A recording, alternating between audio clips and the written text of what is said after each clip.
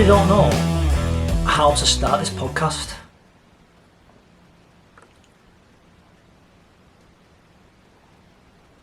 I've been planning on doing this for a while now, but wondered how to actually start doing it. Over the last 12 months, I've read probably half a dozen books on finance and on money. But it's a really awkward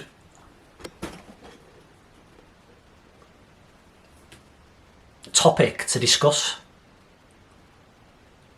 Like, it's something a little bit taboo, isn't it? That talking about money and finance.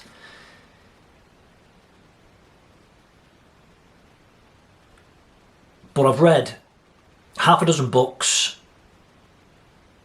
Rob Moore, Money. Naval the Almanack of Naval. Morgan Housel's Phycology of Money. And Just Keep Buying by Nick Maggiulli. I hope I'm saying that right. These 6 books really helped me question my mindset around money, helped me get a handle on my personal finances,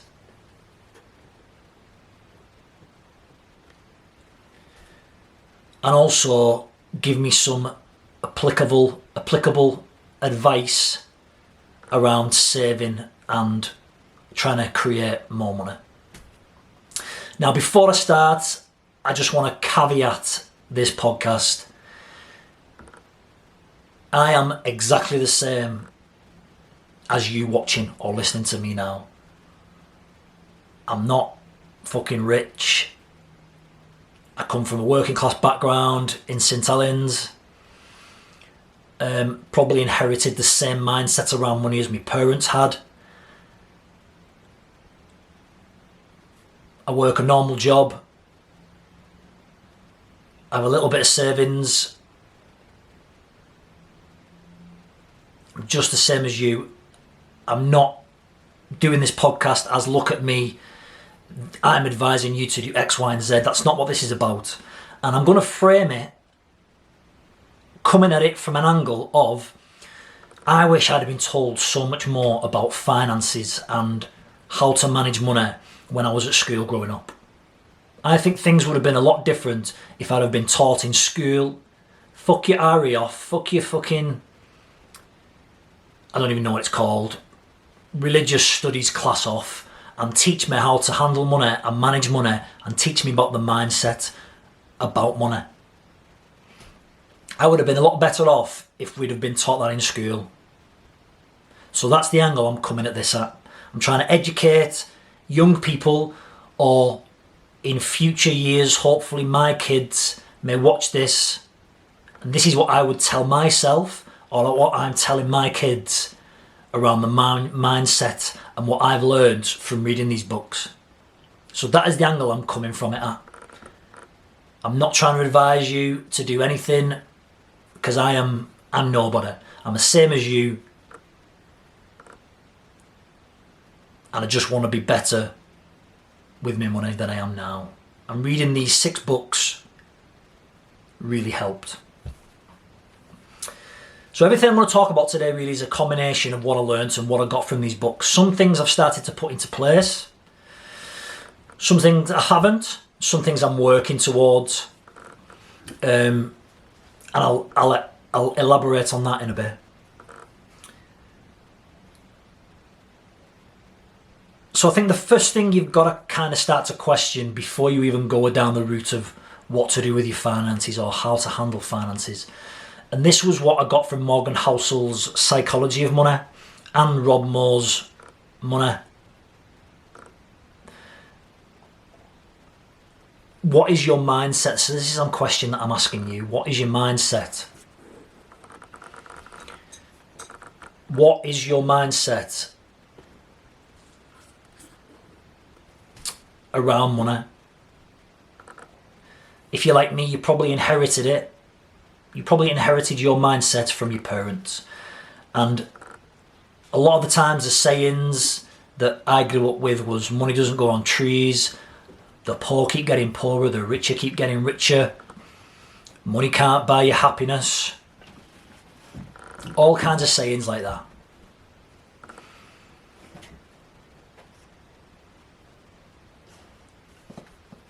It's such a taboo subject to talk about money, and it's even like a lot of people would even consider it like in poor taste, but I think we need to talk about it, and it's about education, innit?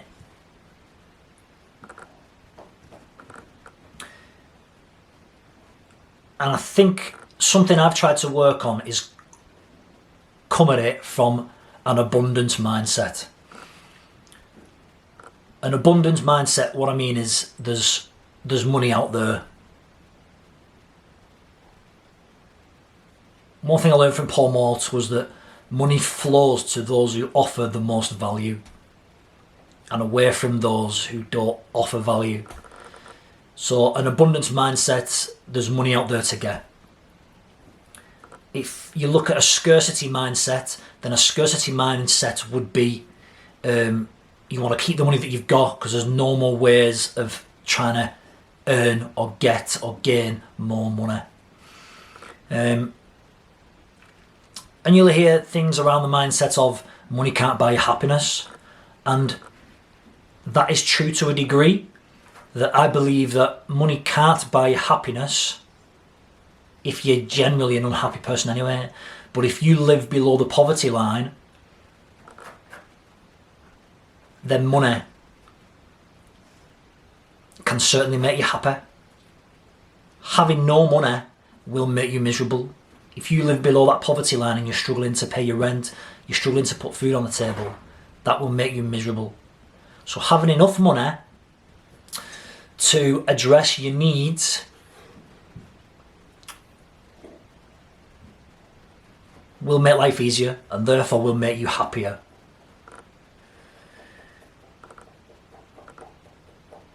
And another question that got proposed to me when reading Rob Moore's book Money was that if you can't handle the money that you've got already, what makes you think you should be worthy of getting more money?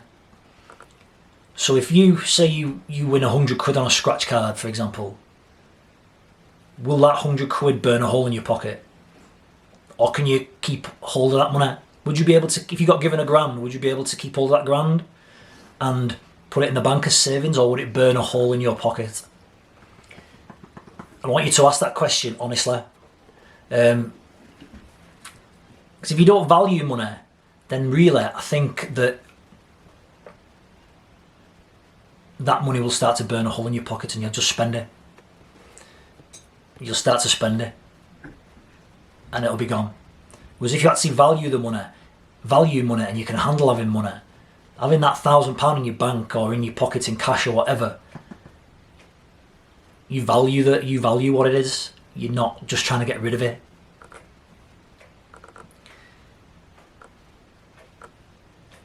So one of the big things that I got from Just Keep Buying and the Psychology of Money was the idea of living within your means. There's a few kind of philosophical questions that come from this. Living within your means is obviously lowering your burn rate. So whatever money comes in, you live within your means. You're not buying fancy cars. You don't live in flash houses. So the money that you earn, you live within your means. You buy what you need to buy to get by, basically. Yeah, you're not. So what I say by living in your means, say you earn 20 grand a year, you're not going around buying Mercedes-Benz cars, you're not going around wearing Rolex watches, spending all your money in the first week. Living within your means. And again, it begs that wider question. When you look at buying material possessions, and I'm guilty of this, especially growing up, buying a brand new outfit to go out in, the best shoes, the named tops, all top brand gear. And maybe that's just a rite of passage of growing up, I don't know. But like I said, I'm doing this episode really to talk to either the younger self, the younger me, maybe you're watching in a different multiverse or something, and you get a chance to watch this video. This is what I would tell myself growing up. I wasn't bad with money growing up, but again, like everybody else, I got a credit card when I went to uni, maxed it out bit by bit. My student loan, it didn't obviously get spent on what it should have been spent on. It got spent on nights out, clothes. So it's just trying to manage your money better. And maybe if I have a different mindset around it and I'd learned stuff about it, then maybe then I would have done something different and invested it maybe, or done better with it. So when you look at material possession, you've got what's called hedonic adaptation. Hedonic adaptation is basically you buy something new, after a few months the novelty wears off basically and it becomes quite old. So you're looking at cars, maybe the latest technology, iPads, MacBooks, any kind of technology, anything that you buy, the novelty will soon wear off. And it's because of this social comparison, keeping up with the Joneses, that we start to invest in a lot of material possessions. So I want you to ask the question now, how much is enough? I recently convinced myself, and I'm quite proud of myself for doing this, to not buy a Garmin watch. I've been toying with the idea of buying a Garmin for ages. The latest Phoenix spec watch. And I talked myself out of it for the reason that, for one, I don't need one. For two, I can't actually track my jiu-jitsu classes because I can't wear the watch when I'm doing jiu-jitsu. So that would be one of the things that I would want to track. My heart rate variability, breaths per minute, all that kind of thing. I wouldn't be able to track it because I'd have to take it off. So all I'd use it for really is heart rate, steps, and it to be an actual fucking watch. And I didn't need to buy one. And a few years gone by, I would have just bought one and then wore it for a few months and it'd have been just put in the top drawer, the man drawer, as Michael McIntyre would call it. So ask you a question, how much is enough? Do I need another pair of jeans? No, I don't. I've got 3 pairs of jeans as it is. Do I need another pair of trainers? Maybe I do, as my missus keeps telling me. My Vans are pretty worn and coming apart at the seams. So maybe I do need some new Vans. But do you need it?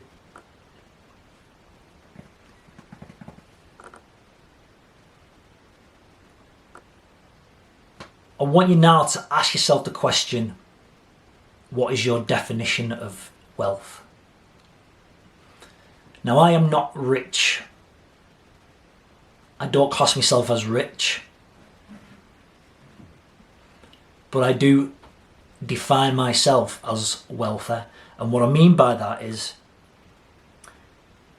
wealth for me, and again, it's something that was inspired by reading these books. My definition of wealth is having freedom and having the time, to a certain degree, to do what I want, when I want, and with who I want.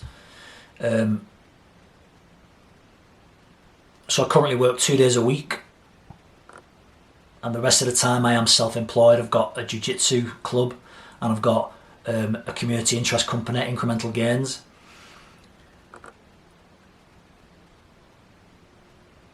And the money that I have allows me the freedom and at the time. I teach jiu-jitsu for a living. That's my passion, that's my hobby. So I get to do that, and I'm fortunate enough that people pay me to do that. I enjoy making these videos. I get funding to run community projects from Incremental Gains. So I am wealthy in terms I have the freedom and the time to do what I love doing.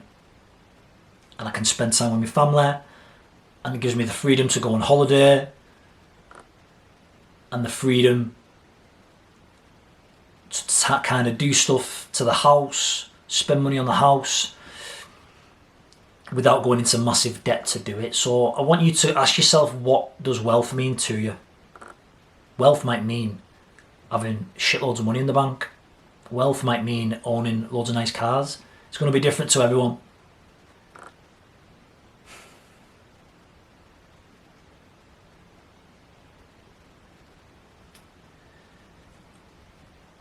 One of the things that struck me from the Morgan Housel book, The Psychology of Money, was less than 90% of people have enough savings for 1 month's worth of wages. So 90% of people don't have 1 month's salary saved up in the bank.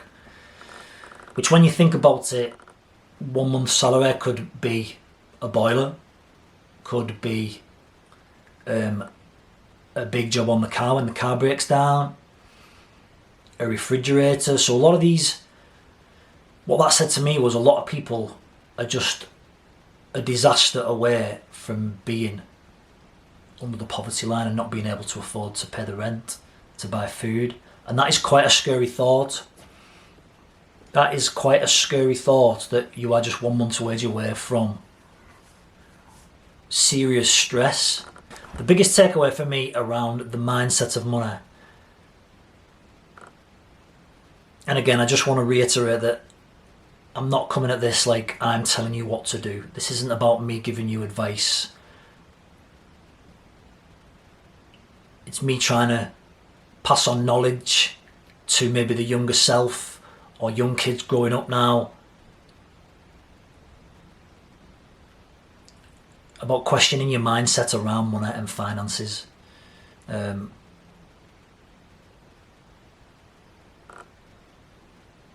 Why do you want the material possessions? This is my biggest takeaway. What are you trying to do? Keep up with the Joneses?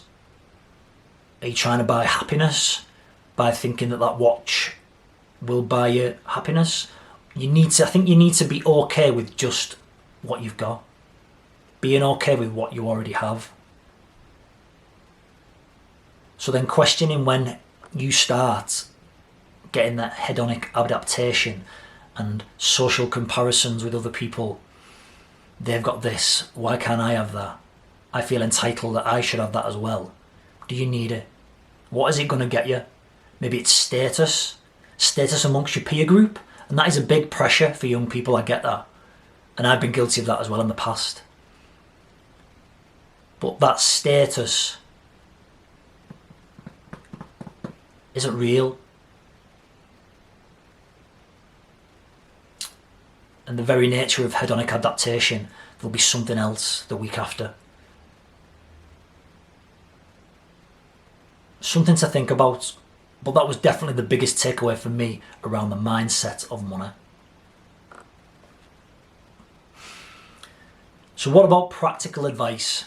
Now, Naval, or even Naval Ravikant, it's a brilliant book. I highly recommend that everyone read all of these books, but in particular, Naval Ravikant, The Almanack of Naval.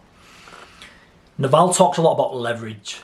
Now, it took me ages to figure out what leverage means, but basically leverage, the saying goes that with enough leverage, with a long enough stick, I can move the world. So what do we mean by leverage? So by leverage, one aspect of leverage is specific knowledge. So from my perspective, specific knowledge, I'm currently a brown belt in Brazilian Jiu-Jitsu. I have the knowledge of the techniques, however long I've been doing it, nearly 9 years, just under 9 years. I've built up this knowledge that people could potentially pay or do pay for me to give them the knowledge, for me to pass on that knowledge. And that is specific knowledge for me. Not everyone has got that knowledge. You might be able to, and this is something that Naval talks about in the book, you might be able to write code. That is specific knowledge. You might be able to write computer code. You can leverage that ability. So I can leverage teaching people jiu-jitsu to make money.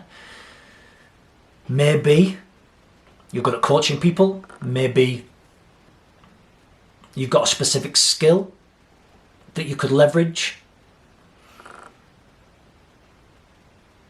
What could you leverage to make money? What specific skills do you have to you that you could use to leverage to make money? Now, the practical advice right down at the bottom rung of the ladder is to get out of debt.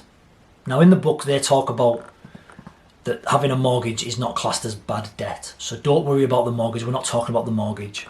But it means get out of debt, getting rid of credit cards, getting rid of payday loans. Simply getting out of debt is the first rung on the ladder. Then once you've got out of debt,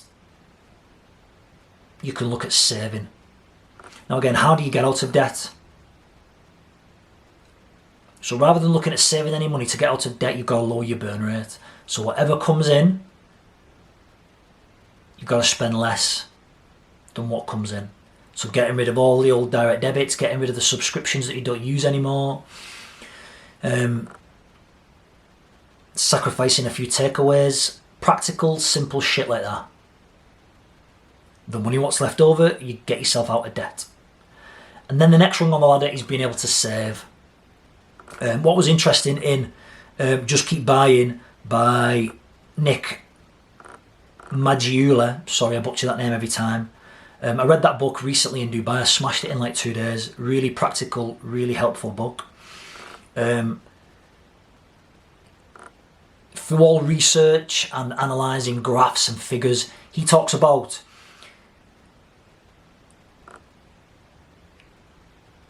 if you need to save something that will take less than 3 years to save for, so maybe a wedding, maybe a deposit for a house, maybe a new car, if you're going to save something that will take less than 3 years for you to save up for, then his recommendation is that you use cash, so savings in a bank. Cash in a bank, saving. If you're saving up for something that lasts over 3 years, he goes talking about investing. So which takes us on to the next aspect. So you get out of debt, you can start to save. Saving for something that's going to take less than 3 years is cash in the bank. Saving for something that is longer than 3 years, investing in stocks and shares. Now, I'm not even going to start to approach investing in stocks and shares because who the fuck am I to talk about investing in stocks and shares? Take some financial advice, read a few more books, there you go. But I thought that was really interesting because one of the contradictions to that was with Rob Moore, when Rob Moore was talking about cash in the bank, you're never going to outsave inflation. There's always going to be inflation. So for example, if you've got 10 grand in the bank, in 10 years time, that 10 grand is not going to be worth 10 grand because of inflation. So it's going to be worse. It's going to be worth less than that. And it took me a long while to get my head around that aspect. So goes the logic that you need to invest. So the percentage points that you get on your investment per year should account for the amount of inflation that you'd be losing. So you either money remains the same value, or obviously the perfect scenario is that you will earn money on top of your money.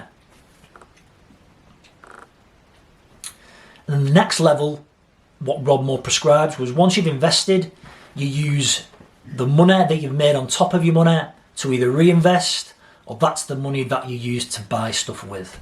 Don't use your own money, use the money that your money's made to buy stuff. So like I said at the beginning, some of them aspects I've started to put into practice, some I'm starting to work towards. But I think that is a really good comprehensive kind of map on what to start to look to do. And it's something I'm starting to work towards now. And it's shit like that though, that no one ever fucking taught you that in school. No one ever told me about that in school, like explained about being in debt. No one explained how debt works, why being in debt is bad, steps to save money, and then how to actually increase finances by like investing and creating products, which is what we're going to talk about now. So you kind of, this Naval Ravikant, his whole theory is around making something that makes money. So again, using this leverage. Create something that makes you money when you're not working. So for example, an online product that sells, once it's made, it's done, and it sells while you're asleep. So all the work's done initially, and then it's sold on. During lockdown, me and a long-time friend, we created a product around helping people manage change. We built it once. During lockdown, we recorded all the videos, we did all the PDFs, and that has been sold numerous amounts of times to different people and different organisations, to where the money's been done. So we're making money on something that has already been done. So anything online that you can create will create residual income while you sleep, because it's already been done. So something like that, do you know what I mean? Like an ebook, creating a course or something online. That is what Naval Ravikant recommends is the best way to create wealth. And again, the definition of wealth is personal to you. So creating online products, also creating online platforms, so YouTube videos, again, online coursing, e-learning. The beauty with YouTube videos, and I'm just finding this out now, YouTube videos, once they're up there, obviously they're there forever. So even like videos that I posted 3 years ago are still getting a certain amount of views every month. Don't get me wrong, I'm not earning any money on YouTube or anything like that, and it's not something I aspire to do, but I'm enjoying the process of making videos, and you can monetize your YouTube channel. It is possible to do that once you reach a certain amount of viewership and a certain amount of subscribers. And I'm a long way there, don't get me wrong, but I'm inspired massively by the likes of James Smith. And he regularly says at one point he had 0 fucking followers, no one subscribing, and now he's got like millions and millions of followers, million subscribers on YouTube, million of followers on Instagram. So massively inspired by James Smith, who quite regularly talks about how he just started from 0. And the good thing is the videos that I did first are the shit videos. So hopefully now when people are watching current videos, I'm a little bit better than me shit videos, if you know what I mean. Anyway, so creating online products that are going to sell while you're asleep. That's something I'm really considering, like how to create that platform. One thing that Naval Ravikant does talk about as not the correct way or not a good way of creating wealth is selling your time on a one-to-one basis. So an interesting theory that he uses is he gives himself an extortionate hourly rate. And the theory goes that if you can do a job, you can get somebody in to do that job for less than your hourly rate, then you will go and get them to do that job. If to do that job costs more than your hourly rate, then you will do it yourself. But prioritize your time. Put such an extortionate fee on your time that time is precious. Like shitty meetings that you go to that nothing is going to come of it. That time could have been spent doing something, creating a product that could make you money when you're sleeping. And one person I've not mentioned yet is a coach and a mentor that I worked with over lockdown and towards the back end of 2021, Paul Mort. One thing that really stuck with me that he talked about, and one thing that I try and utilise when deciding on what jobs I should do and what jobs I should either sack off, or if I've got the choice, getting somebody else to do.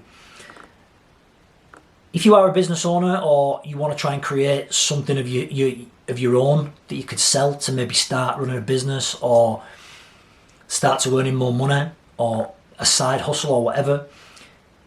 And I love this, what Paul talks about is there's £10 hour jobs, £100 an hour jobs and £1,000 an hour jobs. So for example, for me, a £10 an hour job might be going dropping some leaflets off for jiu-jitsu.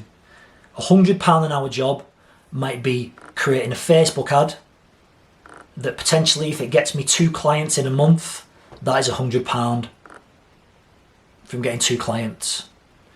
A £1,000 an hour job might be writing a funding bid that potentially could get me £10,000 to do a community project over the course of a year. And that hour spending writing the funding bid is a £1,000 job, £1,000 an hour job. So when you come down to the choice of should I go and deliver leaflets for an hour or should I spend time writing a funding bid, one's a £10 an hour job, one's a potential £1,000 per hour job. I could pay someone £10 an hour to go and drop leaflets and then do the £1,000 an hour job myself. Does that make sense? That was a really good way that I learnt from Paul Mort on how to kind of delegate your time and to prioritise what jobs you should be doing. But again, I mean, if you're starting off, well, I'll be honest, I've delivered leaflets once and fuck all came of it, so I never did it again. It's easier just to do Facebook ads. That's what I've learnt. Well easier. So create a ridiculous hourly rate for yourself and do not do something for less than what your hourly rate is. If you can pay someone less than your hourly rate to do the job, then do it.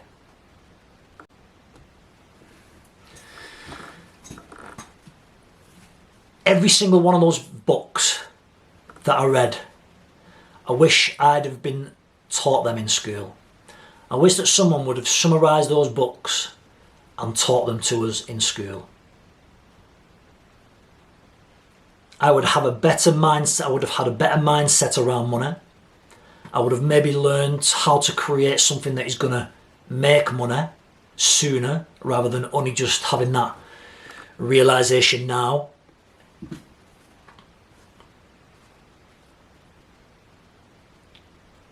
So this is my video to you, the younger me. Hopefully this gives you some guidance as to how to value money better, how to understand that why should you deserve more money if you can't handle the money that you've got right now. If it's burning a hole in your pocket, the minute you get a couple of quid in your pocket, why should you be worthy of having more money? I hope it helps you think of different ways in which to start investing time and effort into creating products that can sell while you're asleep. Why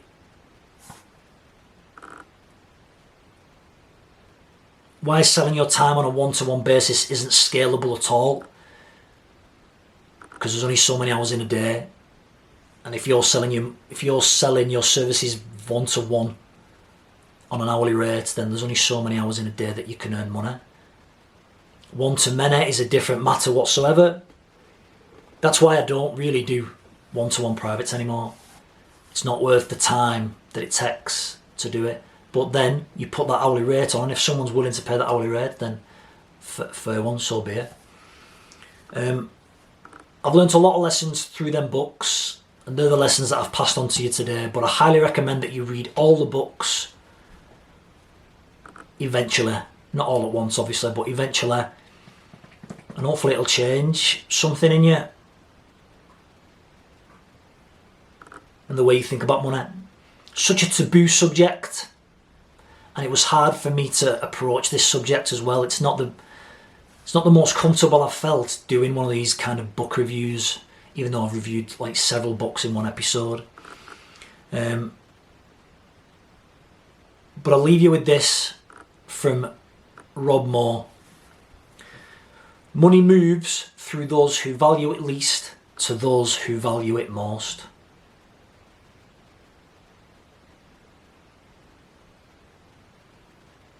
Something to think about. Now, I hope you've enjoyed me ranting for what is probably one of the longest book reviews that we've done. Any feedback, leave it in the notes. Please click and subscribe and forward this on to anybody you think might get some value out of it. And I'll see you soon. Take care.